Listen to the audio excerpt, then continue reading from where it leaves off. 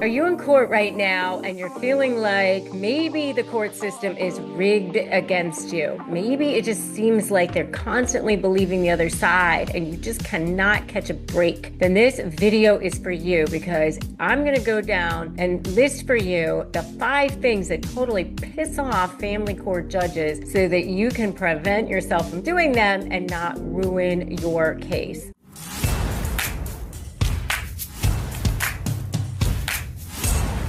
Hey there, before we get started, I'm Rebecca Zung. Make sure that you've subscribed and you've hit that little bell, especially if you're facing high conflict situations, high conflict divorce, or any kind of a battle with a narcissist on the other side, because every single day I'm dropping tools here for you to help you outmaneuver manipulation, get airtight leverage, and protect your future, which is the most important thing. Let's talk about the thing that can break you or make you. And that is, what does the judge actually think of you? What does that family court judge think? A lot of people think that there's something out there called no fault divorce, which is true, but they mistakenly believe that that means that fault never matters. Fault matters all the time in divorce. It just means that you don't have to prove fault in order to get a divorce. Years ago, you had to prove that there was abuse or adultery or abandonment, and that was the only way that you could actually get out of a marriage. Well, that's not the case anymore. You can just plead that it's irretrievably broken or irreconcilable differences or whatever, and just go ahead and get the divorce. You don't have to prove why you get to be divorced. But if people are wasting assets, dissipating assets, they're a terrible parent, they're driving drunk with the kids in the car, they lie to the judge, they lie in court, all of those things are really fault issues and problematic to the extent that they will matter deeply in court. But there are things that judges absolutely hate. And underneath those black robes, judges are humans. They are people too. And they make decisions about who's credible and who's not, and who they can rely on to be more of the stable one. They're looking for cues, because when people come into court, obviously they're showing their best selves, right? They only get this little tiny slice in time. Maybe an hour, maybe 2, 3 hours, maybe it's a few days, but that would be the most that they get. If you've lived with this other person for years and years and years, they're not going to see everything that you see. But there are silent things that you can do that destroy your credibility and turn that judge against you without even realizing that it's happening. I have spent more than 20 years in the courtroom watching people win or lose because of these exact mistakes. So I want to give you the 5 things that really piss off family court judges and how to avoid them so that you don't ruin your case. All right, so let's dive in. The number 1 is showing up without evidence and only your emotion. Many people think, mistakenly so, if I could just get before the judge and just tell my story, then they're going to see how horrible the other person has been and how great I've been, and they'll understand, and then things will go my way. So listen carefully. Judges do not make decisions based on who's more upset, who had more pain inflicted upon them, who's more passionate, who's more sad, dramatic. They make decisions on evidence, provable evidence. And evidence means that it passes the hearsay muster, all sorts of things, and it's actually accepted into the court, by the court, as evidence. And one of the biggest mistakes that people make, especially when dealing with a narcissist, is walking into court saying, he lies, she manipulates, they're abusive, he's toxic, that person's a narcissist, and then have zero documentation. If you don't have screenshots, timelines, pattern-based proof. And what I mean by that is show the number of times that they lied and then show proof of it. Well, they said this on one day, they said this on another day. Here's the copies of the screenshots or text messages or emails, Your Honor. Judges get frustrated because they're not mind readers, and they can only rule upon what you've proven, not what you feel. So if you want to be taken seriously, you've got to have timestamps, incident logs, written communication, patterns, receipts, consistency, clarity. It's got to be really easy for them to very simply analyze what's happening, synthesize it all, and then that way they can make a sound decision that's based in the law, right? Evidence with just emotion is not evidence, okay? Emotion isn't evidence. Evidence is actually what can win your case or not win your case. You have to present it to them in a calm, clear, confident way. And that's what wins with them. It has to be based in the law. Number two is talking too much and then saying the wrong things. If you're all over the place, trying to do some kind of emotional trauma dump on the judge, they're going to get irritated and fast. I mean, fast. If you're rambling, you're bringing up irrelevant details.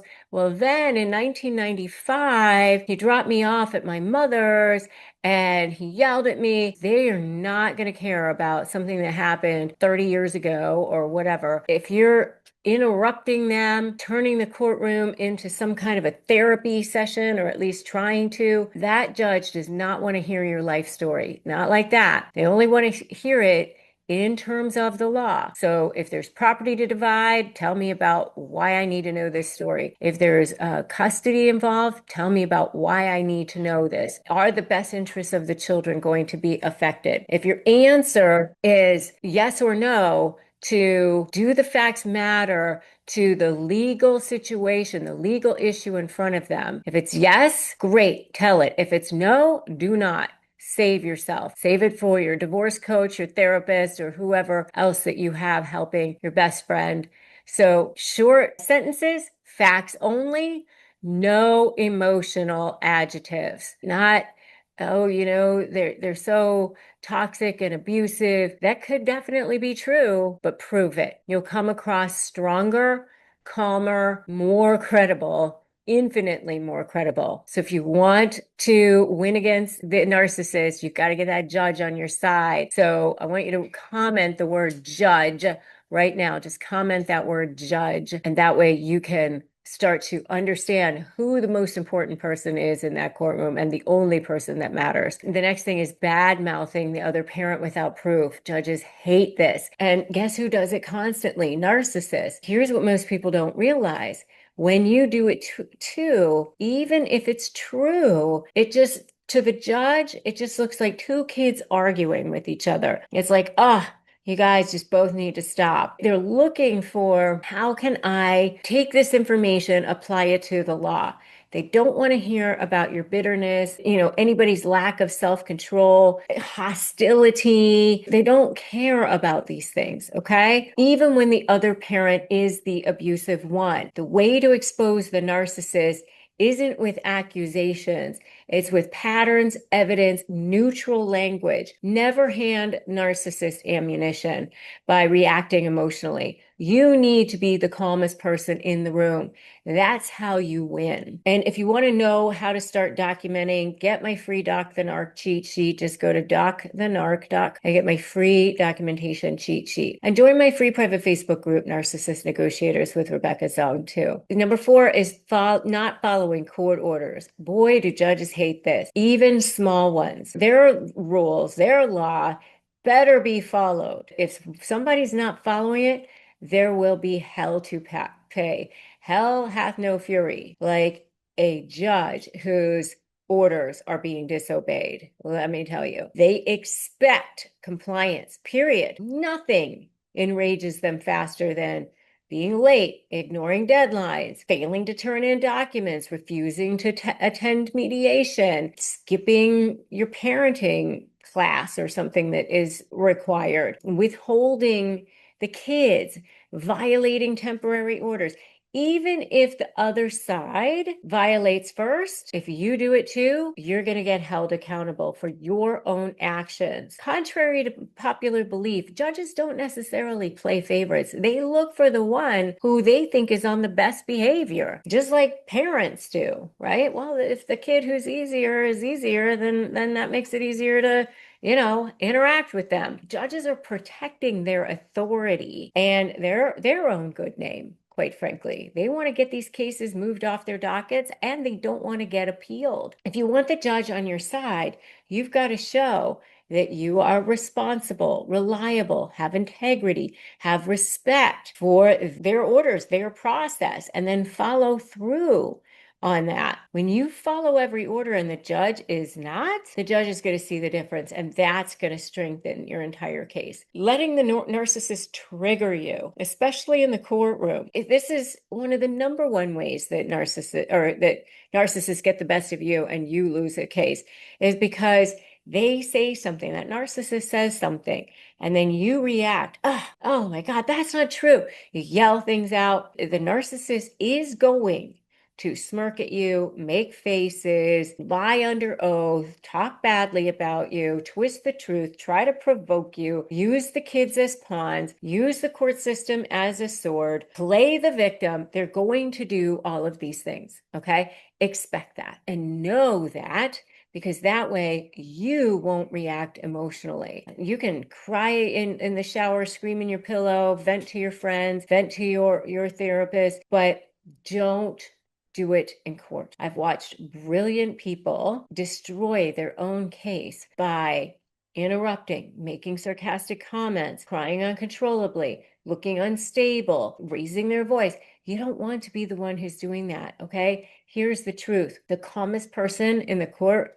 often is the one who wins. My dad used to say, whatever you say it with authority and people will believe you. That's a narcissist mantra, basically. Judges don't want the history. They just want to see what's in front of them and see patterned proof of it. So stay grounded, stay factual, stay calm, regulated. And then that is how the narcissist will start to look unhinged, and the judge will notice. So the family court system isn't perfect, but it follows patterns, and you need to play the game strategically. If you avoid these mistakes, you will protect your credibility, and even more importantly, you'll destroy the narcissist's credibility. And then at the end of the day, you'll be protecting yourself, you'll be protecting your kids, your legacy, your money, your businesses, all the things that mean the most to you. You can shut down that narcissist. You have to have the right tools. Their behavior becomes your gifts, right? So every time they misbehave, just document it, write it down, just say thank you for the gift, not to them obviously directly, but to yourself. Just say thank you for the gift and write it down, right? That's why I created the Doc the Narc cheat sheet. So definitely get that, docthenarc.com. If you've ever built anything from scratch, whether it's a business, a brand, or a podcast, you know there's nothing small about it. The decisions, the hustle, the grind, the pressure, it's so all-consuming. And that's why I was so grateful to find Shopify when I set up my own store, shop.rebeccazung.com. Shopify powers millions of businesses worldwide and handles 10% of all e-commerce in the US, from giants like Mattel and Gymshark to brands just starting out. It simplifies everything: inventory, payments, analytics, marketing, all in one place, and their built-in tools make it so easy to run email and social campaigns that keep customers coming back. If you're selling globally, Shopify can help you do that too in over 150 countries. If you're selling in person, their award-winning point of sale brings your online and retail worlds together. And with 99.9% uptime and the best converting checkout on the planet, you'll never miss a sale. Get all the big stuff for your small business right with Shopify. Sign up for your $1 a month trial and start selling at shopify.com/negotiate. That's shopify.com/negotiate. And the next video that I want you to watch is how attorneys prove narcissistic abuse in court. This is the one that's going to show you how these patterns, documentation, and behavioral evidence actually get a narcissist exposed in front of a judge. So watch that next. And before you go, make sure that you have liked this video, you share it with somebody who needs to see this today so that they don't piss off a judge. You don't want to piss off that family court judge. And if this video helped, make sure that you're subscribed and you've hit that notification bell. You deserve power. You deserve clarity. You deserve a fair outcome. And this is how you're going to get it. I will see you in that next video.